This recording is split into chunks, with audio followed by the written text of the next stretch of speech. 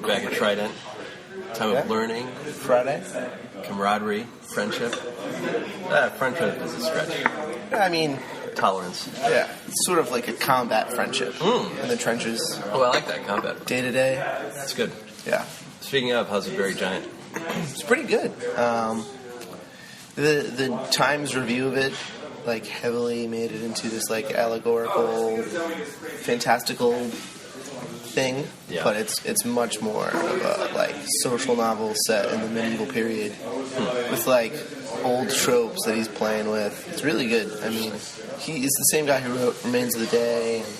We've talked about it before. Yeah, so he's, like, pretty good and he's pretty well known, but he did a really good job with it, so...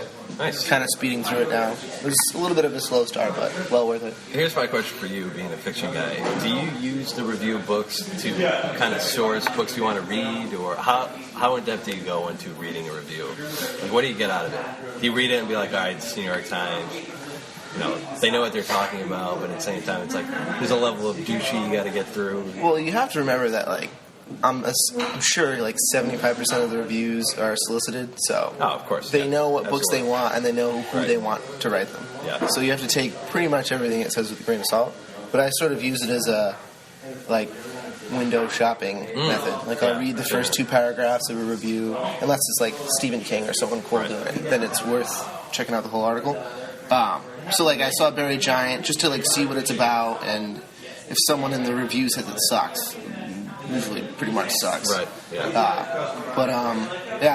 That's how Green on Blue and The Very Giant were both books I picked up from the review that I kind of sifted from other new stuff that was There's usually a lot of good ads in there, too. Because if you're advertising in the review of books, odds are, A, you have the money. You have a lot of money to do it.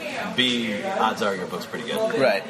Otherwise, no one's going to put up the money to advertising in the review. So, speaking of Green on Blue, I'm reading Green on Blue, and you're right. You're dead on. It's so good. Yeah, really good. And it's a little bit weird that it was written by a vet. Yeah. Like an extensive vet.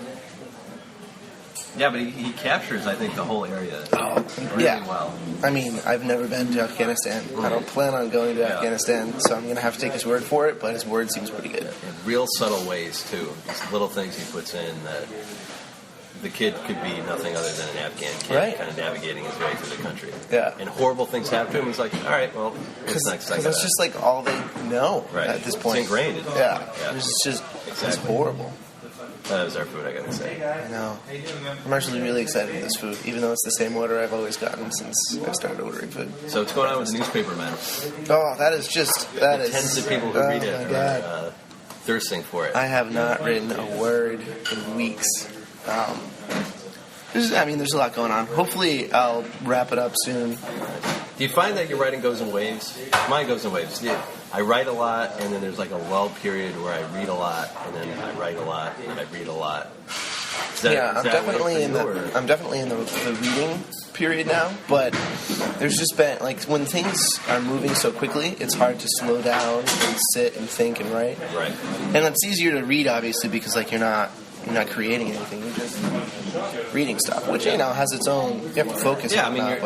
And you're still learning how to write when you're reading. It's just an easier form of being the writer. Because there's like 2 phases. There's reading and writing, and one's easier than the other, but other are more important at different times. Right.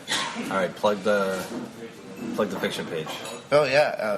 Send us your emails. Yeah. You're tired, you're poor. Yeah, seriously, you should probably send them, because we really haven't gotten a lot. And we really like reading people's stories. And we do. So far, the response from readers and writers has been really positive.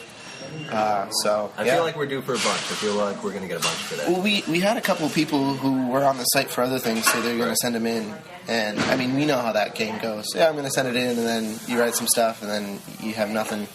And then you finish it up when you don't expect to. So we understand, but you should probably still send us. That's admin at Writer's Block. Yeah, pretty much. Yeah. All right, well, let's get ready to eat. Yeah.